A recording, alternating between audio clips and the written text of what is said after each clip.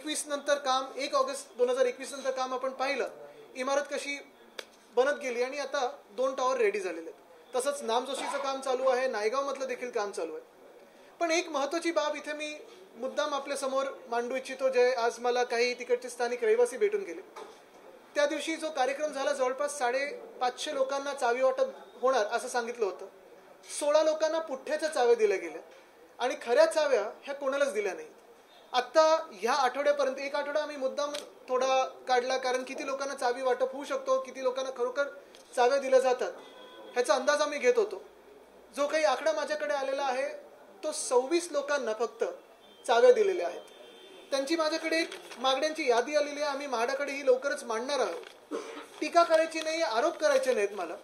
तरी देखील एवढा चांगला एक प्रोजेक्ट पूर्ण झाल्यानंतर, स्वतः मुख्यमंत्री महोदय येऊन त्याचं अनावरण करून गेल्यानंतर, मोठे मोठे होर्डिंग बॅनर सगळीकडे बघितल्यानंतर आमची अपेक्षा हीच होती की गणपती बाप्पाच्या सणापर्यंत सगळ्यांना तिथे गृहप्रवेश करू शकतील, ही अपेक्षा होती. पण म्हाडाने जे काही नियम लागू केलेले आहेत किंवा जी प्रोसेस लागू केलेली आहे, जवळपास प्रत्येक चावी घेण्यासाठी मला वाटतं 6 सेट वेगळ्या वेगळ्या डॉक्युमेंट्सचे हे मागितलेले आहेत. त्याच्यानंतर एक हमीपत्र देखील मागितलेलं आहे, ॲफिडेव्हिट मागितलेलं आहे की तुम्ही जेव्हा चावी ही घ्याल नवीन घराची, तेव्हा ट्रान्झिटमधलं घर लगेच सोडाल. 15 दिवस मला वाटतं काही अवधी दिलेली आहे, हे लगेच सोडाल आणि त्वरित इथे तुम्ही हलाल. आता कुठच्याही नवीन घरात गृहप्रवेश करत असताना थोडंफार आपण जे काही इंटिरियर करतो, डेकोरेशन करतो, आपल्या घरातलं सामान एका ठिकाणून दुसऱ्या ठिकाणी ट्रान्सफर करतो, मग ते पलंग असतील, सोफे असतील, खुर्च्या असतील, घरातली भांडी असतील, अनेक काही गोष्टी असू शकतात. ह्याला करायला काहीतरी 1 महिन्याचा तरी वेळ दिला पाहिजे ना. एकतर मुहूर्त ह्याने असा काढला गणपती बाप्पाच्या सणाच्या एवढ्या जवळ की धड ना कोणी आत्ता तिथे नवीन प्रवेश करू शकत, आणि चावी वाटपामध्येच एवढा वेळ काढलेला आहे की अनेक लोक आता गावी जातील किंवा घरात गणपती असतील, त्यानंतर पितृपक्ष लागेल. तर हे 15 दिवसाची जी अट आहे ती त्वरित रद्द करावी, लोकांची फसवणूक करू नये, आणि हे जे काही हमीपत्र मागत आहेत ते हमीपत्र देखील काढून टाकावं. कारण हेच लोक आहेत जे ट्रान्झिटमध्ये राहतात, जे तुम्ही बीडीडीतून त्यांना शिफ्ट केलं होतं.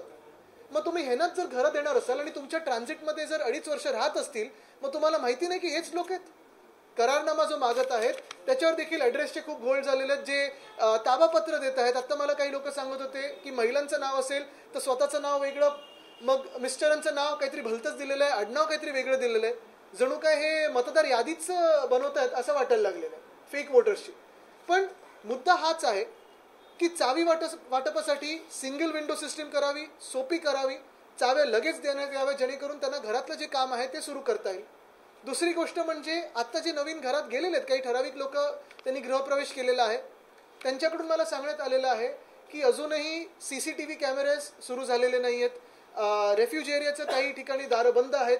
आणि मुळात आत्ता जो गोंधळ म्हाडाकडून होत आहे तो मुख्यमंत्री महोदयांनी स्वतः लक्ष घालून, कारण त्यांच्या हस्ते ही चावी वाटप झालेलं आहे, कुठे अशी गंमत व्हायला नको की चावी वाटप पुठ्ठ्याचं झालं आणि पुढे घरच मिळाले नाही. तर म्हणून आज आवर्जून मी आपल्या माध्यमातून मुख्यमंत्री महोदयांना विनंती करत आहे, म्हाडाला देखील सांगत आहे की जे काही तुम्ही पूर्ण ही प्रोसेस लावलेली, लांबण लावलेलं चावी वाटपासाठी, ते रद्द करून ही 15 दिवसाची अट एक तर रद्द करा, लोकांचं सोयीसुविधा बघा. आणि दुसरं म्हणजे तुम्ही जे सांगताय की तुमचं आता ॲफिडेव्हिट द्या की तुम्ही हेच आहात, की तुम्हाला हे घर मिळालेलं आहे. अहो, तुमच्या ट्रान्झिटमध्ये 2.5 वर्ष लोक राहत आहेत, मग कोणाला ठेवलेलं तिथं तुम्ही? तर हे सगळं पाहूनच पुढची प्रक्रिया व्हावी.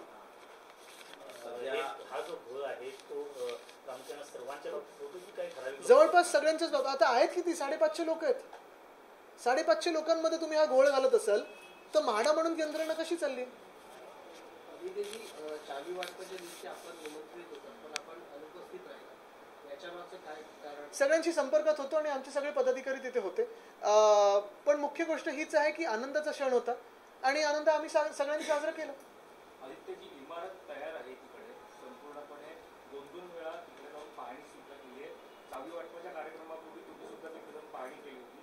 मात्र 556 पहिल्या टप्प्यातील जे रहिवासी होते त्यांना चावी न देण्याचं कारण काय? केवळ 26 जणांना चावी दिली जाते. नाही, तेच सांगितलं मी. कारण मुख्य गोष्ट हीच आहे, कारण आता अनेक लोक हा विचार करतात जर आम्हाला नवीन घरात जायचं असेल तर एकदा जाऊन बघायला तर पाहिजे घर कसं आहे. घरातलं जे काही फर्निचर असतं ते शिफ्टिंगला थोडा वेळ लागतो. घरी आता सणवार येत आहे त्याच्यासाठी थोडा वेळ लागतो. तर ही अवधी देणं गरजेचं आहे, काळ देणं गरजेचं आहे. मला वाटतं थांबवण्याचं कारण एकच आहे, कारण आपण पाहता जे एक ॲडमिनिस्ट्रेटिव्ह फेलियर झालेलं आहे ते म्हाडातून दिसत आहे. श्रेयवादाच्या लढाईत घाईघाईत केलेला हा प्रकार आहे. बघा आता घाईघाईत म्हणजे 3-4 महिने तर इमारत तयार आहे. डीप क्लिनिंग किती वेळा करणार तुम्ही? सगळं झालेलं आहे. श्रेयवाद तुम्ही स्वतःचे होर्डिंग लावा, बॅनर लावा, जे काही करायचंय, पण आता ज्यांना तुम्ही चावी वाटप केलंय पुठ्ठ्याच्या चाव्या देण्याच्या ऐवजी खऱ्या चाव्या तर द्या. घर पुठ्ठ्याची नाहीत हे नशीब. थांबा ना, हे पूर्ण होऊ द्या मग त्याच्यावर येऊया. आता बेस्ट काम जे झालं त्याच्यावर तर बोलू. या सरकारला काय चावी देणार सरकार नाही. एकामेकांना चाव्या मारतात बस.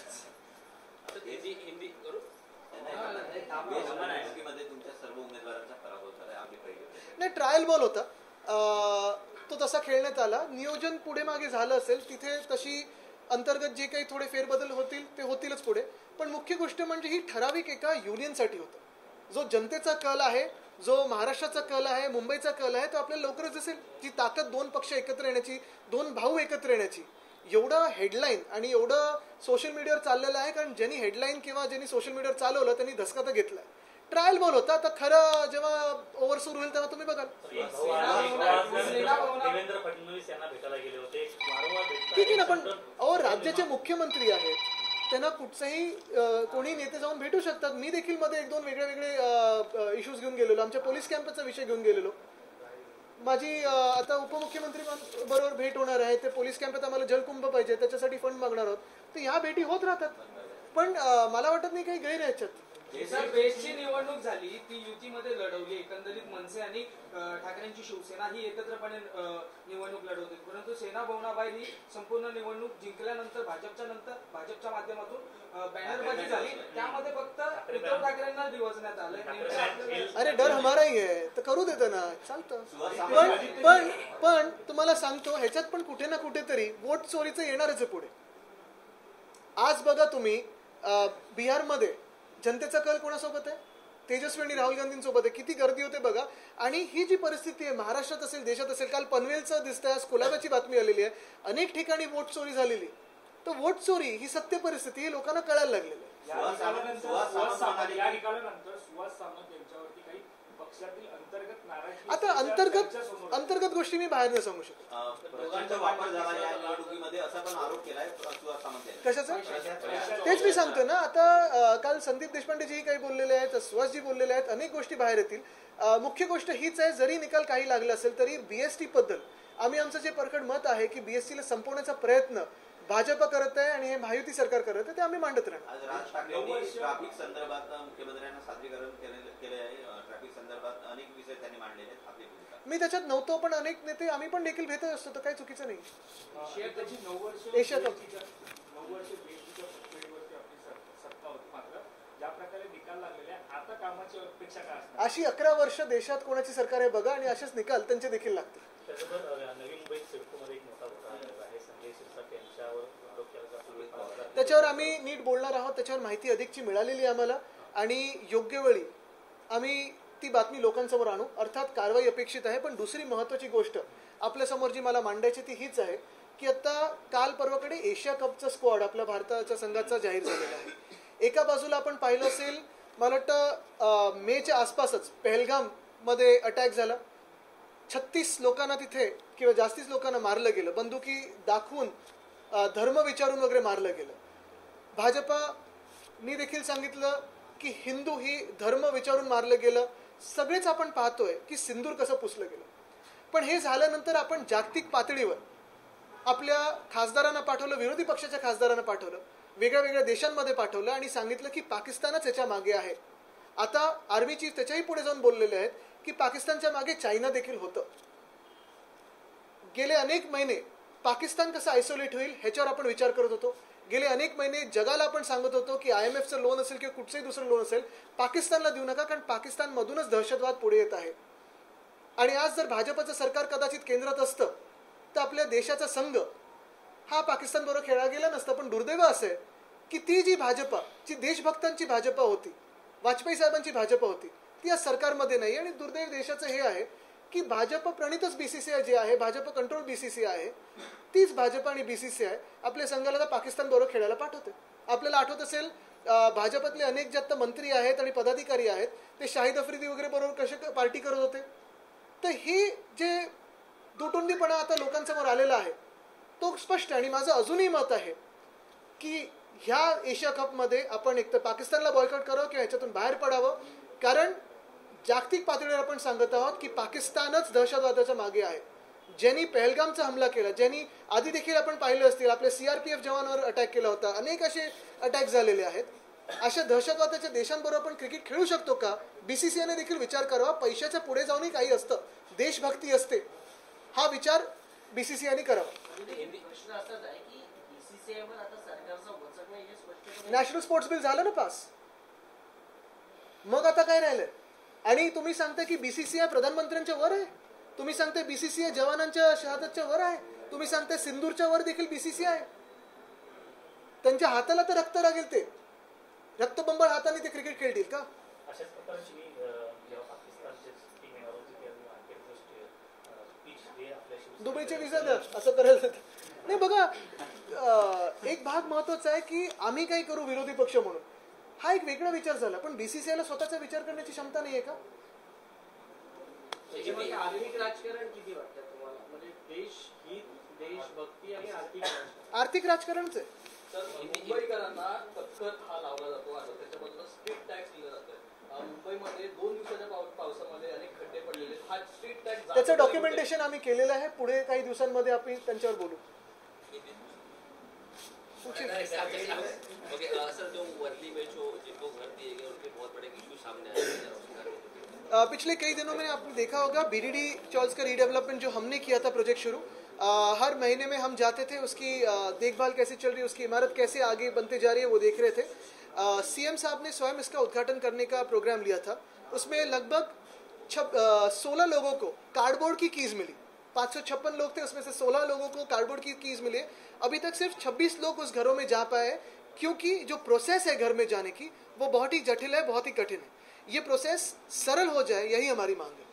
सर, ये एशिया कप का जिस तरीके से जो टीम है वो अनाउंस हुई इंडिया की, उसके बाद जिस इंडिया और पाकिस्तान का भी मैच होने वाला है, ऑपरेशन जिस तरह पहलगाम का अटैक, ऑपरेशन सिंदूर है, उसके बाद अब मैच खेला जाएगा, किससे देखेंगे? बहुत ही शर्मनाक बात है, बहुत ही दुर्भाग्यपूर्ण बात है. शायद आज असली भाजपा सरकार में होती तो ये बात होती नहीं कि क्रिकेट हम पाकिस्तान से खेलते. लेकिन आज की भाजपा सिर्फ चुनावी हिंदुत्व जानती है और चुनावी देशभक्ति जानती है. मैंने बहुत बार पिछले 1 महीने में कहा है कि ये पाकिस्तान के साथ कोई भी संबंध होना ये गलत है. कल प्रधानमंत्री महोदय ने खुद कहा लाल किले से कि खून और पानी एक साथ नहीं बह सकता. लेकिन शायद BCCI को लगता है कि खून और क्रिकेट एक साथ चल सकता है. क्या BCCI के लिए अपने रेवेन्यूज जवानों की शहादत से बढ़कर है? क्या BCCI के लिए अपने रेवेन्यूज सिंदूर से भी बढ़कर है? क्या BCCI PM साहब के भी ऊपर बैठती है? कौन होती है BCCI कि एक तरफ देश में आज भी हम उस पूरे वातावरण को देख रहे हैं कि पाकिस्तान के खिलाफ जब तक पाकिस्तान दहशतवाद करते रहेगा, दहशत करते रहेगी, टेररिज्म आतंकवाद करते रहेगा, हम उनके साथ कोई संबंध नहीं रखते, ऐसे हम सब लोग कहते हैं. दुनिया में हमने डेलीगेशंस भेजे ये कहते हुए कि इस अटैक के पीछे पाकिस्तान ही है, उसके पीछे और शायद चाइना भी है. लेकिन आज दुर्भाग्य यही है हमारे देश का कि BCCI चंद पैसों के लिए और रेवेन्यू के लिए पाकिस्तान के साथ खेलना चाहती है.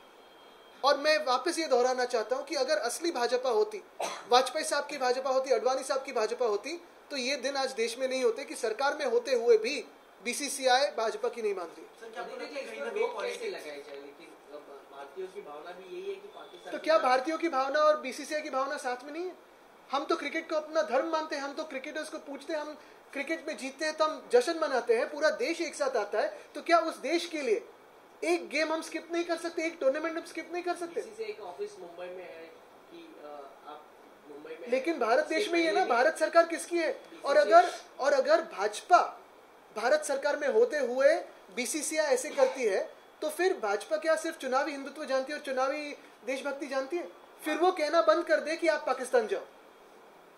धन्यवाद. ICC चेयरमैन को भी इस बारे में डिसीजन लेना चाहिए. अभी घर का मामला है.